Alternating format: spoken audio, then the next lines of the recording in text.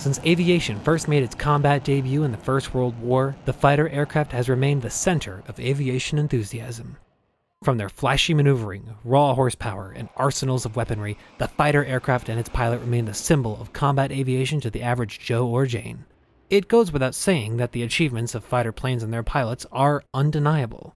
With world-famous aces from the trenches of the Great War to the skies over Europe, Africa, and the Pacific in the Second World War, through the jet age, this fame is not unjustified, as there is a long list of exploits and broken records achieved by these fighter pilots and the aircraft they flew.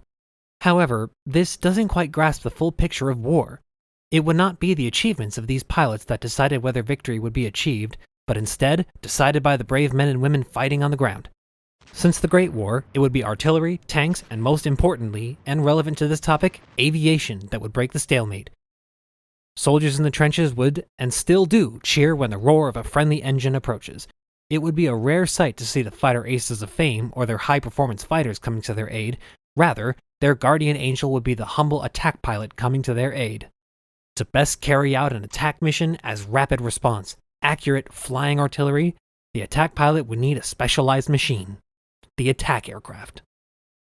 An attack aircraft is not a fighter plane, at least not in theory. There are exceptions to that rule that we will approach later, but on the whole, an attack aircraft is not a fighter. Fighters are designed overall to secure air superiority. In order to do so, fighter planes must be fast, light, agile, and able to take down enemy aircraft with modern weaponry of their respective time. Air superiority allows a military force to operate near or fully uncontested in an enemy's backyard. It is the wet dream of any military planner. However, it is rare in a peer-to-peer conflict to be handed such a tactical and strategic advantage on a silver platter. An attack aircraft's job is not to secure air superiority, but to deal as much damage as possible to the enemy and provide support for the troops on the ground when needed, and sometimes even in environments where air superiority has not been achieved.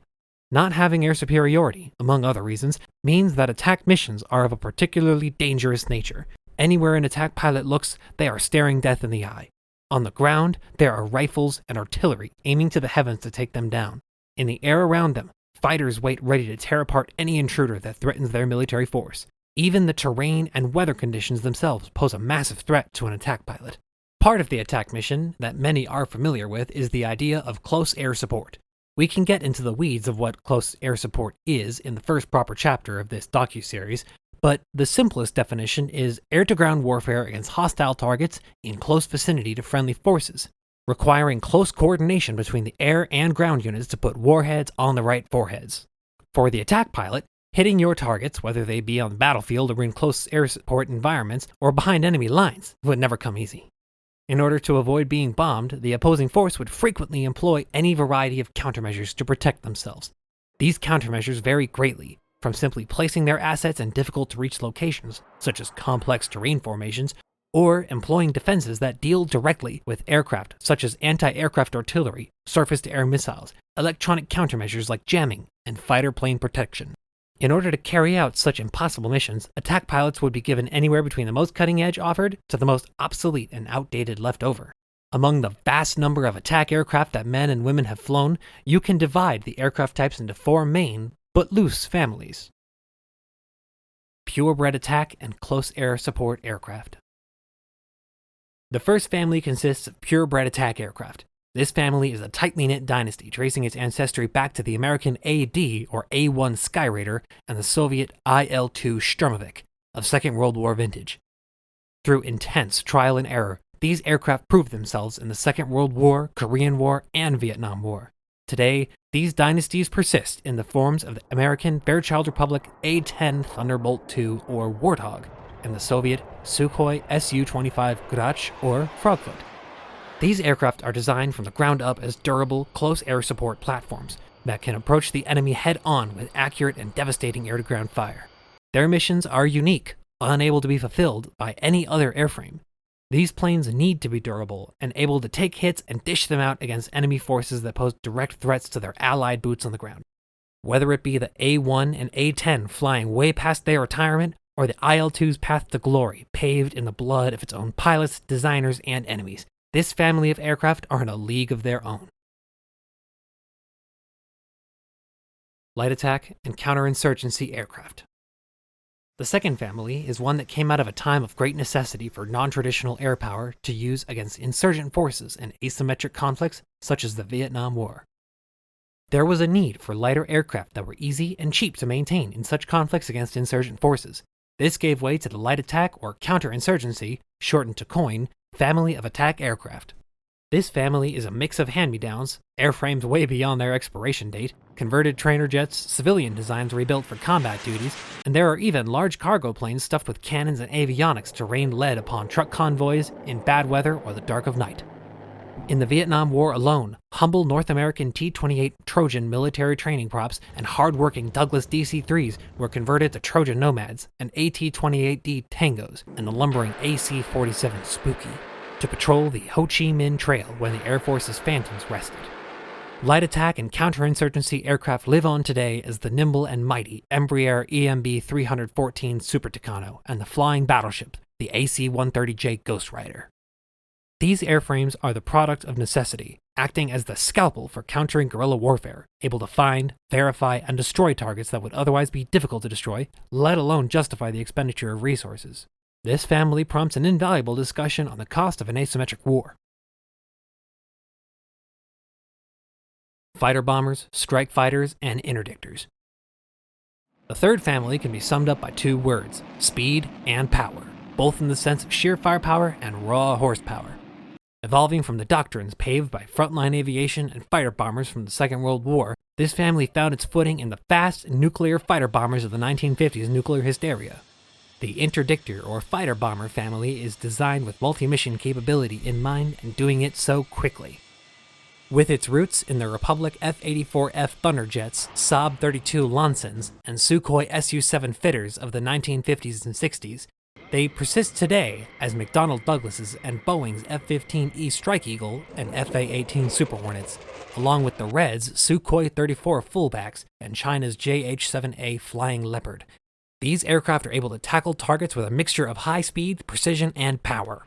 Whether it be interdiction strikes against targets of tactical and strategic value, or the suppression of enemy air defense, shortened to SEAD, these aircraft are the ultimate expression of power and dominance of the air and ground. Light bombers and hybrid close air support. The fourth and final family is one of the heaviest hitters, the light bombers and hybrid close air support platforms, otherwise known as slow movers. These were typically larger aircraft, spiritually succeeding the light and frontline bombers of the Second World War in payload and doctrine, in service as a bridge between the tactical and strategic arms of the many militaries of the world. From the North American A.J. Savage, the Douglas A-3 Sky Warrior or B-66 destroyer to Air Force pilots, all the way to the A-6 Intruder, A-7 Corsair II, and the famous Hawker Siddeley and McDonnell Douglas AV-8 Harrier jump jets. These aircraft have long been bringing down the hammer on their enemies, most of them even able to bring about a nuclear Armageddon if the major powers of the Cold War went hot. From a wide variety and scale of dumb bombs to monstrous missiles and smart weaponry, these light bombers can carry out a large variety of missions from the aforementioned nuclear strike, tactical, strategic bombing, anti-shipping, and sometimes even ASW or anti-submarine warfare and SEAD. In their own videos, we will dive into each of these attack families and their histories, discussing the genesis of each family, their baptisms of fire, and the evolution of their manifestations through each generation. Though there are 4 distinct families to point to, there are a few outlying examples that fill a gray zone between each of them, but we'll get to that when we get to that. There is also a lot of strong opinions, misinformation, misinterpretation, and misunderstanding about the history and roles of these aircraft that will be debunked throughout this series. I will be discussing the great misunderstandings around the A-10, F-35, Sky Warden, Super Hornet, and Strike Eagles in current United States service, and many, many other hotly debated topics.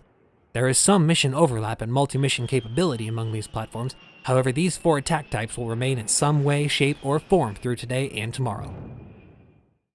I've been wanting to tackle this discussion for a long time, as throughout my time engaging with the aviation community, I have encountered a large variety of strong opinions, hot takes, and a sea of loud-mouthed fighter jockeys slandering any other pilot that does not fly some kind of fighter.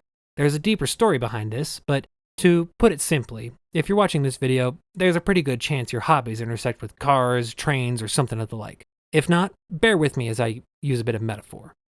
When you squint your eyes, the aviation community behaves like a car community.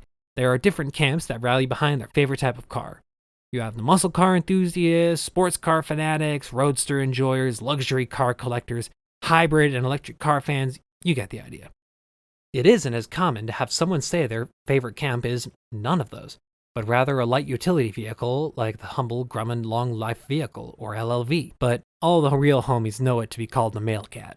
The LLV isn't the fastest, or the hottest, or the most expensive. Heck, it even has the aerodynamic characteristics of a brick. But once you read a bit into what it can do, it's astonishing. The average American car goes for 8 years before needing to be replaced. Meanwhile, the LLV fleet has been going for a whopping 30 years. 6 years longer than the expected lifespan of an already staggering 24 years. The Mail Cats have been delivering mail daily, living up to their name, racking up mileage that is incomprehensible for the last 30 years, and only now they're retiring. Yet, most car enthusiasts, I guarantee you, totally overlook them, as most of them have been heading to the scrapyard. This is how I feel about attack planes and attack pilots and how they're treated. Taken for granted like your mail carrier, who would probably go through a hurricane or a war zone to get you anything from your cheap Amazon product to a letter from your grandma. Stepping away from the metaphor, there is a tendency in traditional media to refer to a military pilot as a fighter pilot. However, this has made my stomach curl when said fighter pilot is proud of their time flying logistics, ISR, or the titular attack mission. I know these little documentaries won't make much of a dent, but next time someone you know refers to a military pilot as a fighter pilot, take some time to maybe ask what they actually did, because all missions are important to the grand scheme of defense and war winning, not just the combat air patrol. If you stayed this far into the video, you deserve a reward, along with my thanks. So here's a teaser for the first episode of this multi-part docuseries.